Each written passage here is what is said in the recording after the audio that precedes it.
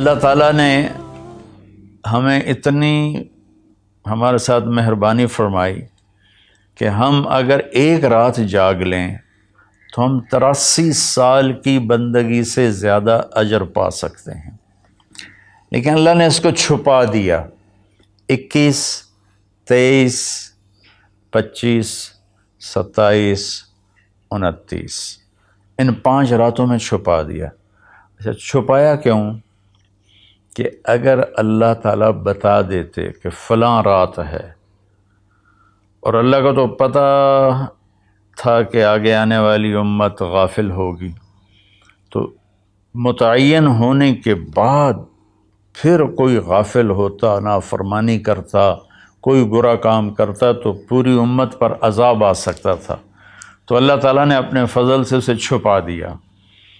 ایک تو اس وجہ سے کہ معلوم ہونے کے بعد قدر نہ کریں تو پکڑ آئے گی، دوسرا اس طرح کہ ہمیں 5 راتیں جاگنے کا موقع مل جاتا ہے کہ شاید یہ رات ہو، شاید یہ رات ہو۔ ہمارے پاکستان میں صرف 27 کو لوگ بڑے اہتمام سے جاگتے ہیں۔ ممکن ہے اس دفعہ لیلۃ القدر وہ 21 کی ہو، کیونکہ مجھے ابھی راستے میں آتے ہوئے خیال آ رہا تھا کہ ایک تو وہ طاق رات، پہلی طاق رات ہے، اور دوسرا جمعے کی رات ہے، تو یہ 2 فضیلتیں اکٹھی ہو رہی ہیں۔ مجھے پتہ نہیں ہے، ہو سکتا ہے 23 ہو سکتا ہے 25 ہو سکتا ہے 27 ہو سکتا ہے 29 ہو، لیکن جو باقی طاق راتیں آ رہی ہیں نا، ان میں جمعہ کی رات نہیں آ رہی۔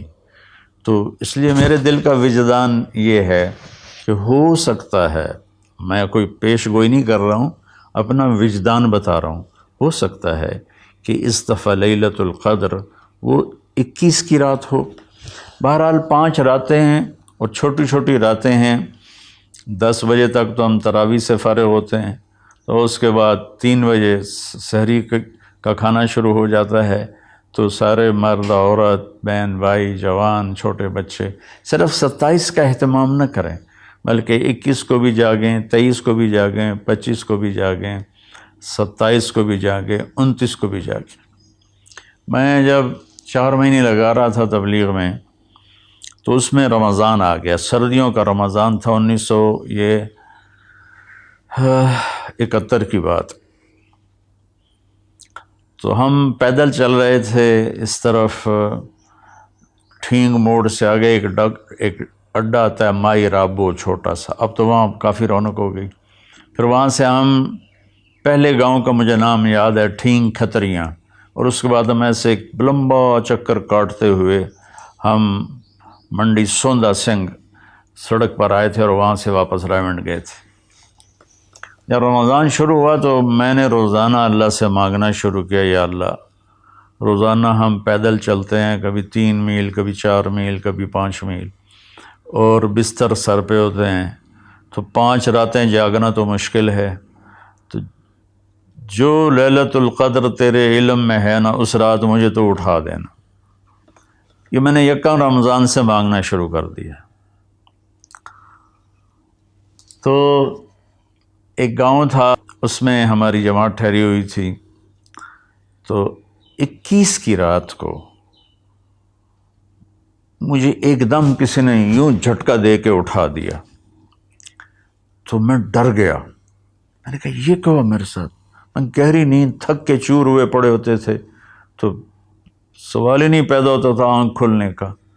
تو میں یوں لیٹا تھا، ایسے اس طرح اٹھا، میں یوں جیسے سپرنگ حرکت کرتا ہے، تو میں ڈر گیا۔ میں نے کہا مجھے کس نے اٹھایا؟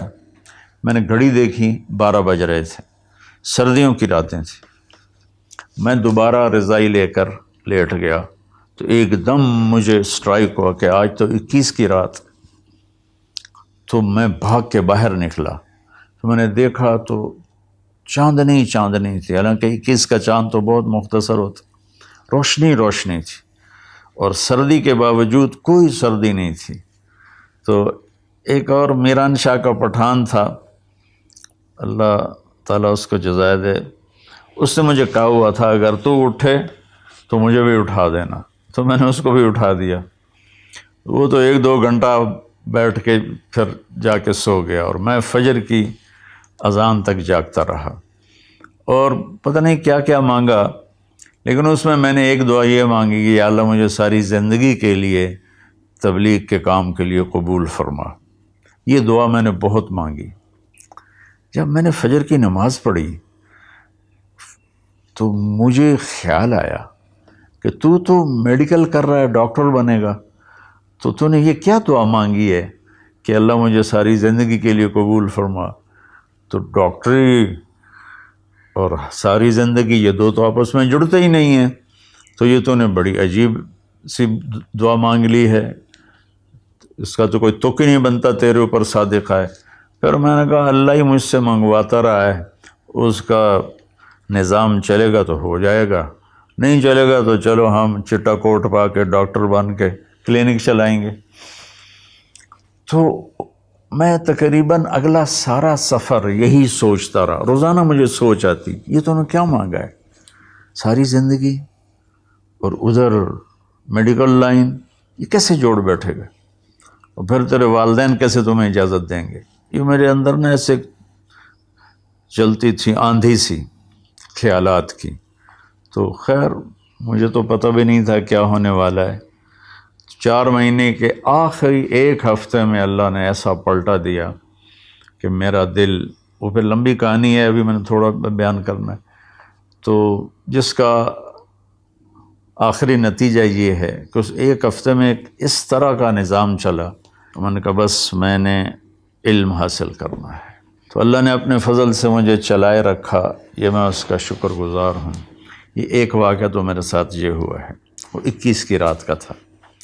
دوسرا واقعہ یہ ہے کہ میں بہت بیمار تھا رمضان میں نا، تو میں نے اللہ سے دعا مانگنی شروع کی کہ یا اللہ تو میرا حال تو دیکھ رہا، مجھ سے تو روزہ بھی بڑی مشکل سے پورا ہو رہا ہے، تو مہربانی کر مجھے لیلۃ القدر بتا دے کب ہے۔ تو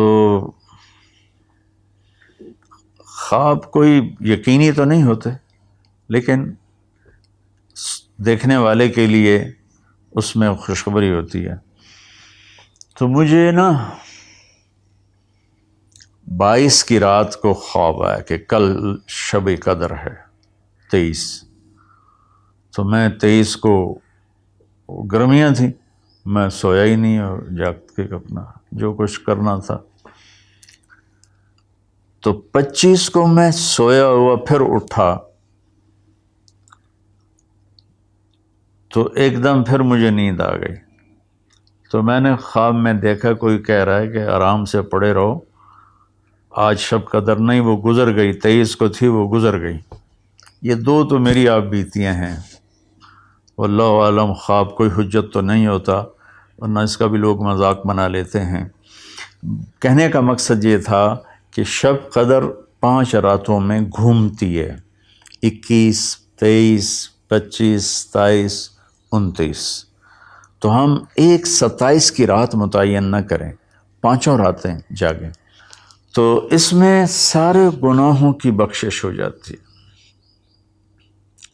اور جو اللہ سے مانگو دنیا کا آخرت کا، تو اللہ تعالیٰ اپنا فضل فرماتا ہے اور اپنی رحمت کے دروازے کھول دیتا ہے۔